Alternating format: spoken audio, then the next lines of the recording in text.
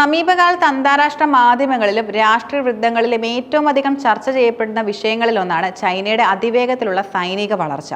പുതിയ യുദ്ധോപകരണങ്ങൾ, അത്യാധുനിക സാങ്കേതിക മുന്നേറ്റങ്ങൾ, സൈനിക ഘടനയിലെ സമൂലമായ മാറ്റങ്ങൾ എന്നിവയെല്ലാം ഈ വളർച്ചയുടെ ഭാഗമാണ്. ഈ നവീകരണങ്ങളെ പാശ്ചാത്യ രാജ്യങ്ങൾ ഒരു വലിയ ഭീഷണിയായി കാണുമ്പോൾ ഇതിനു പിന്നിലെ യഥാർത്ഥ ലക്ഷ്യങ്ങളെക്കുറിച്ച് ഒരു സന്തുലിതമായ വിശകലനവും ആവശ്യമാണ്. ദശാബ്ദങ്ങളോളം വിദേശ രാജ്യങ്ങളുടെ സൈനിക സാങ്കേതിക വിദ്യകളെ, പ്രത്യേകിച്ച് റഷ്യയുടെ മുൻ സോവിയറ്റ് യൂണിയന്റെയും ആശ്രയിച്ചാണ് ചൈനയുടെ സൈനിക ശക്തി വളർന്നത്. എന്നാൽ നിലവിൽ ചൈനയുടെ സൈനിക നവീകരണത്തിന്റെ പ്രധാന ലക്ഷ്യം സൈനിക സ്വയം പര്യാപ്തത നേടുക എന്നതാണ്.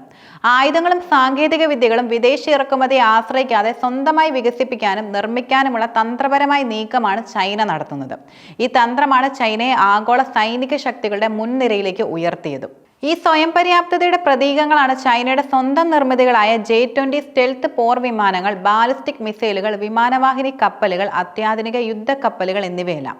ഒരു കാലത്ത് വിദേശ മാതൃകകളെ ആശ്രയിച്ച ചൈന ഇന്ന് ആഗോള ആയുധ വിപണിയിൽ തങ്ങളുടെ ഉൽപ്പന്നങ്ങൾ അവതരിപ്പിക്കാൻ മാത്രം ശേഷി നേടിയിരിക്കുന്നു. ഇത് ചൈനയുടെ തന്ത്രപരമായ സ്വയംഭരണാധികാരത്തെ വർദ്ധിപ്പിക്കുകയും അന്താരാഷ്ട്ര ഉപരോധങ്ങളെയോ രാഷ്ട്രീയ സമ്മർദ്ദങ്ങളെയോ അതിജീവിക്കാൻ അവരെ പ്രാപ്തരാക്കുകയും ചെയ്യുന്നു. ചൈനയുടെ സൈനിക വളർച്ചയുടെ അടിസ്ഥാന കാരണം പ്രതിരോധ മേഖലയിൽ അവർ ചെലവഴിക്കുന്ന ഭീമമായ തുകയാണ്. അമേരിക്ക കഴിഞ്ഞ ലോകത്തെ ഏറ്റവും കൂടുതൽ സൈനിക ബഡ്ജറ്റുള്ള രാജ്യവും ചൈനയാണ്. 2024 ചൈന തങ്ങളുടെ പ്രതിരോധ ബഡ്ജറ്റ് ഏകദേശം 7.2% വർദ്ധിപ്പിച്ച് $249 ബില്യൺ ആക്കി ഉയർത്തി. ഈ ഭീമമായ തുക പ്രധാനമായും ഉപയോഗിക്കുന്നത് പുതിയ സാങ്കേതിക വിദ്യകൾ വികസിപ്പിക്കാനും ആയുധങ്ങൾ സ്വന്തമായി നിർമ്മിക്കാനും വേണ്ടിയാണ്. സൈനിക ഗവേഷണത്തിനും വികസനത്തിനും നൽകുന്ന ഈ ഊന്നൽ ഭാവിയിലെ സൈനിക മുന്നേറ്റങ്ങൾക്ക് ചൈനയുടെ പ്രതിബദ്ധതയാണ് കാണിക്കുന്നത്.